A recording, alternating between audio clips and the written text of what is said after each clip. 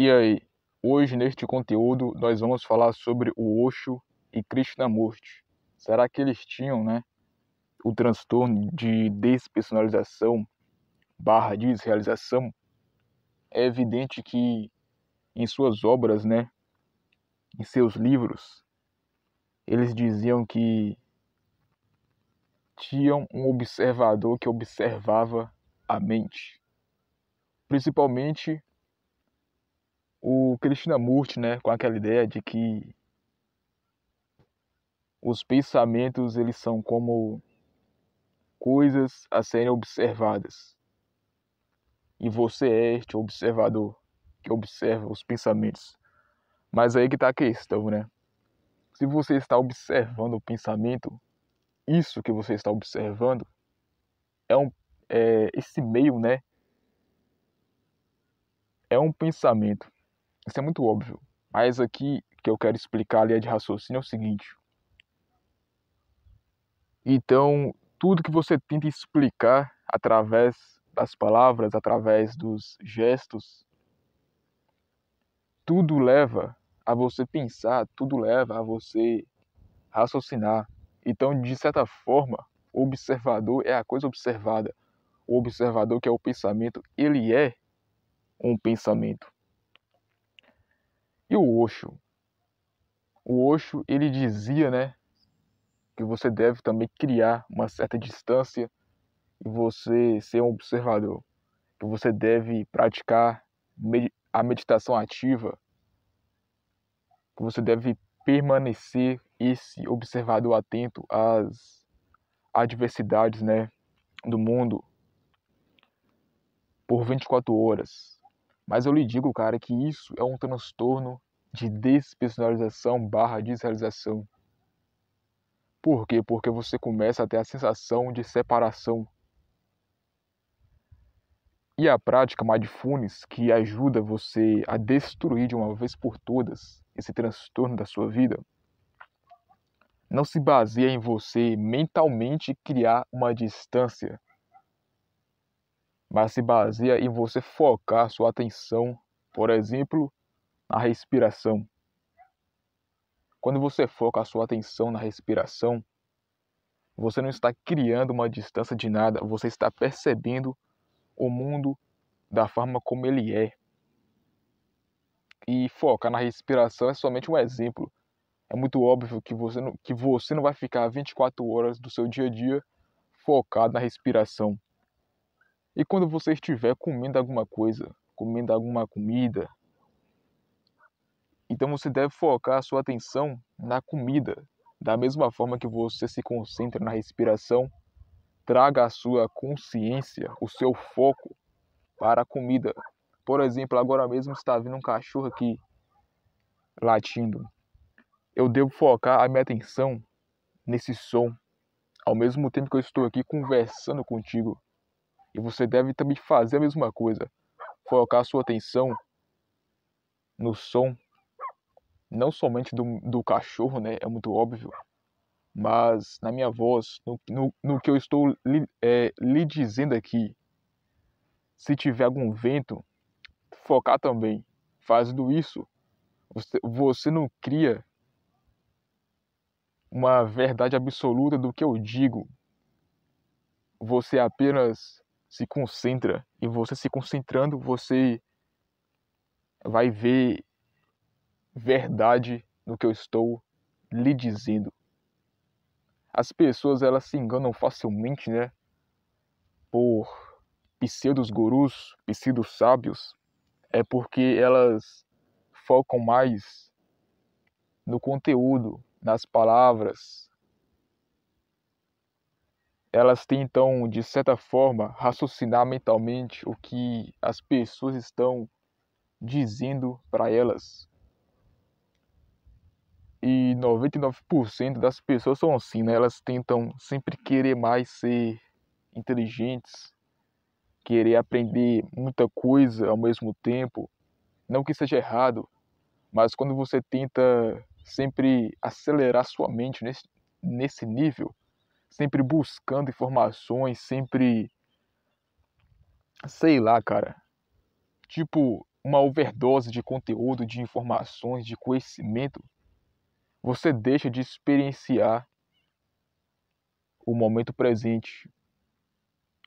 Eu não sei você, mas tem um livro bem interessante chamado As Coisas que Você Vê Quando Você Desacelera. Esse aí é o título deste livro.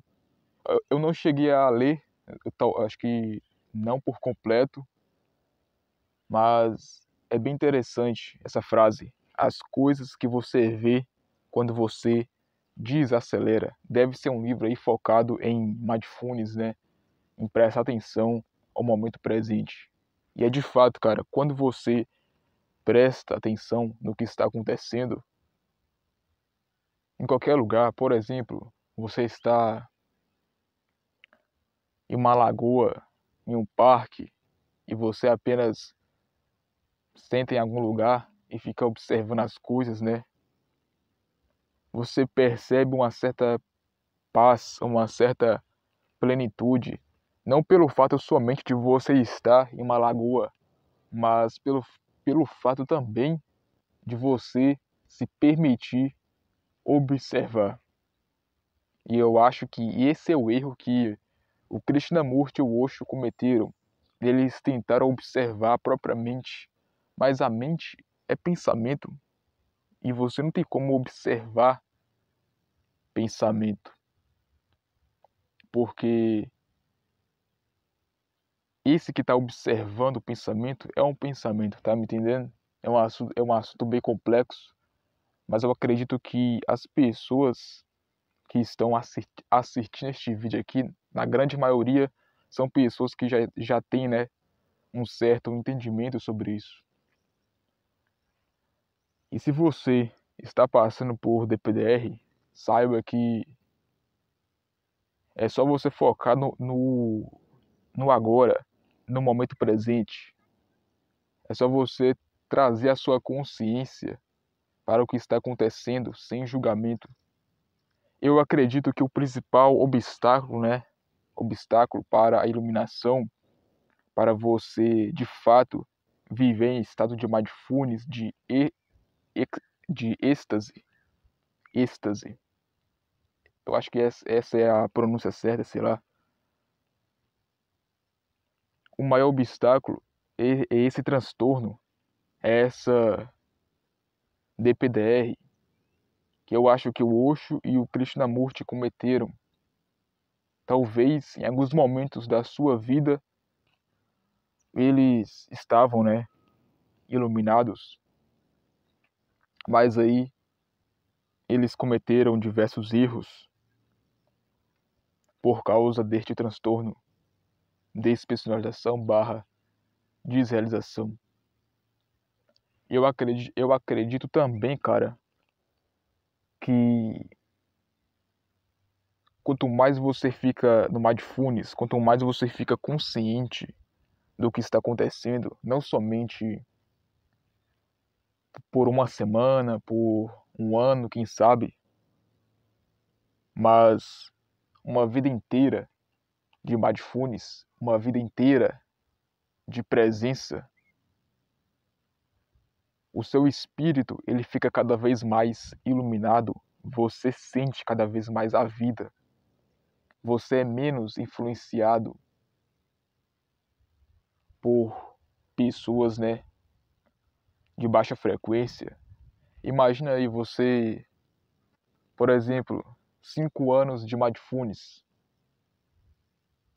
5 anos de total presença. A sua vida, ela se torna totalmente incrível. As pessoas que estão à sua volta, elas não percebem o quanto você mudou, o quanto você é outra pessoa.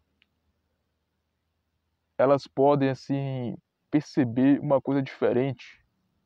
Elas podem estranhar, no bom sentido, que você é um cara diferente, que você tem alguma coisa diferente para agregar no mundo, para fazer as outras pessoas também viverem mais as suas vidas. E é por isso que o tempo ele é relativo quando se trata de mindfulness. Porque imagine só você com 5 anos, né, de total presença, com 5 anos de total mindfulness. E aí chega uma pessoa que, em uma sessão de mindfulness de 20 minutos, ela ficou cada vez mais presente ali. É como se os 20 minutos não fosse apenas 20 minutos, tá me entendendo? De mindfulness.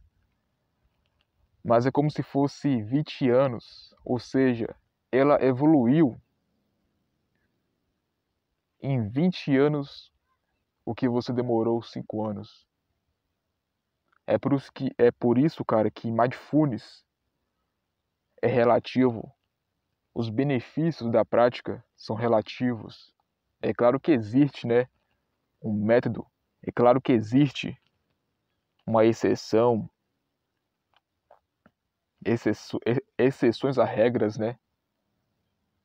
Que tem algumas pessoas que vão desenvolver muito mais rapidamente o mindfulness em suas vidas do que outras.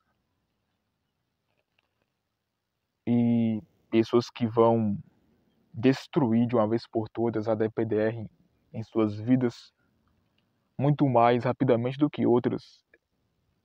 Eu estou aqui lhe falando isso por causa de alguns comentários, né, que as pessoas fazem quando esses assuntos esses assuntos filosóficos. Algumas pessoas não entendem como uma pessoa com 10 anos de filosofia, de prática, de conhecimento, ela lê vários livros, mas parece que a vida dela nunca muda. Talvez o que esteja faltando é ela esvaziar a xícara. Tá me entendendo? Então é isso. Até os próximos conteúdos.